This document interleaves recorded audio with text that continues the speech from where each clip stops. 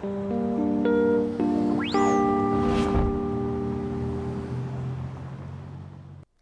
just wish my dad was around more, said my daughter Pam to her 7th grade teacher.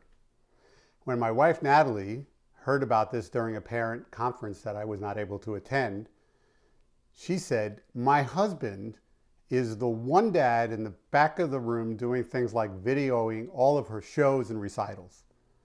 But when Natalie shared with me what Pam had said, I thought to myself, ouch.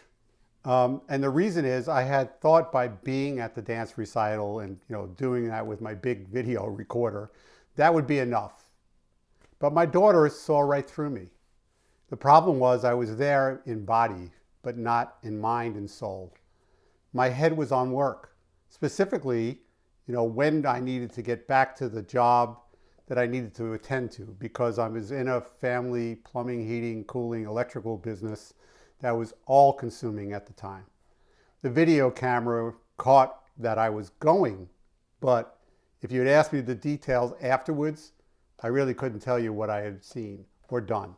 And so that was really the problem.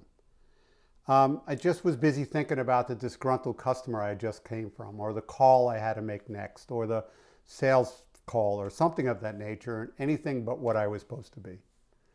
And when it came to vacations, forget it.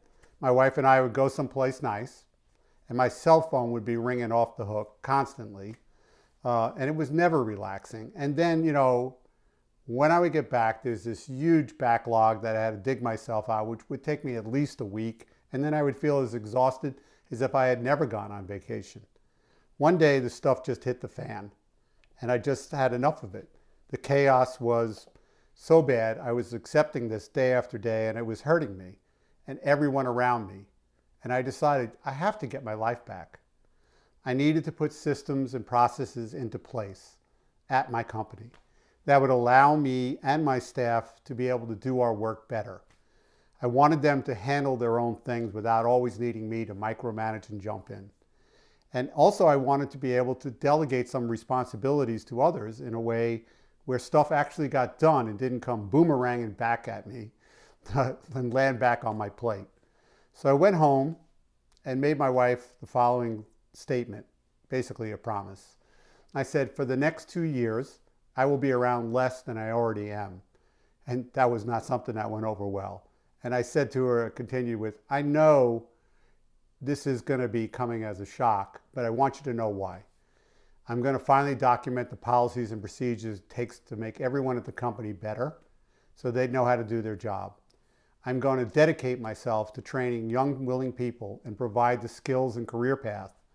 And I'm going to building a hands-on training center, finally to be done right. I'm going to write a training curriculum. It will be nights and weekends of teaching.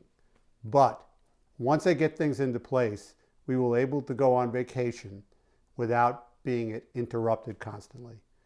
Now, to this day, I don't know why I picked 2 years. But it was exactly that.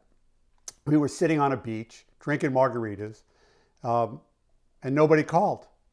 I turned to my wife and said, notice that the phone isn't ringing? And then she smiled back, lifted her drink, and we had our celebratory toast. I was a man with a plan. I was determined that no one was going to stop me from that uninterrupted vacation that we had envisioned. So where did I find the time? Part of it was just frankly working some more during the hours of the week or working some on weekends. But I also got really smart and hired a professional writer, industry writer, to help me get these policies, procedures, what I call operating manuals, into place. It really accelerated the process and got us a much better result. I also learned how to defend boundaries better at my shop. I told my staff that unless the building was literally burning down, that I was not to be disturbed for a certain part of the day, typically 2 hours, which I had to dedicate to getting these systems and processes in and done into the culture at our company. If this sounds daunting, you're right. It was hard, and it will be hard for you too. But unless you bite the bullet and do this now, you will forever be on the spinning hamster wheel, and that is for the rest of your life.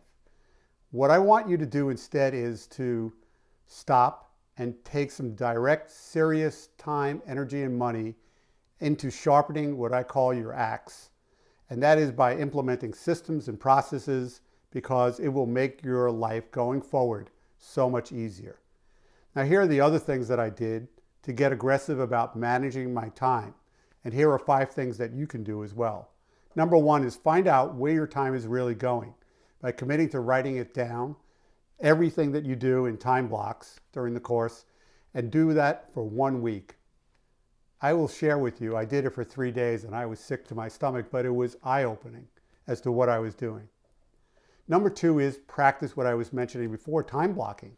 Set aside 2 hours of undisturbed time to work on your systems and processes at least once a week. Aggressively protect this time. Shut the door, turn off the email, draw the blinds, put your systems and documents, don't look at your text and phone calls. You'll be amazed at how much you can get done in 2-hour uninterrupted blocks. Now, full disclosure here is, there is a significant jump start to how you can do this much more easily and better.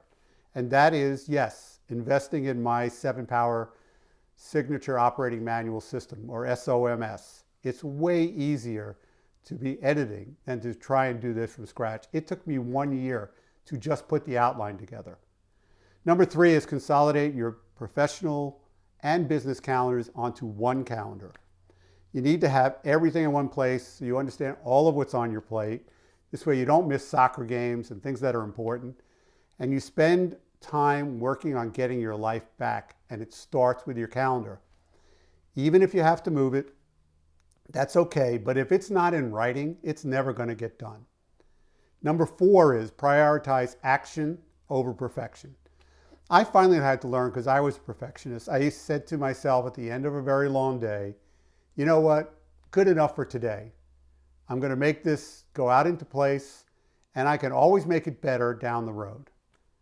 Here's what I can share with you. Done beats perfect, never done. My car that's out on the road racing ahead is beating the heck out of your car that's still in the garage. That's going to be perfect. Number 5 is stop dumping and start learning how to delegate properly to your staff. That will require you that you develop some specific steps that allow you to hand things off in a much better way, and that is always in writing. It includes exactly what you want done, what outcome you expect, what resources available, what happens if they do it right or wrong, and the time frame. It's what I teach all of my clients, and I call it the steps of delegation, which is, again, always done in writing. Here's what I've heard. Whatever you can do or dream you can, begin it. Boldness has genius. There's power and magic in it. Start now. There's an uninterrupted vacation in your future.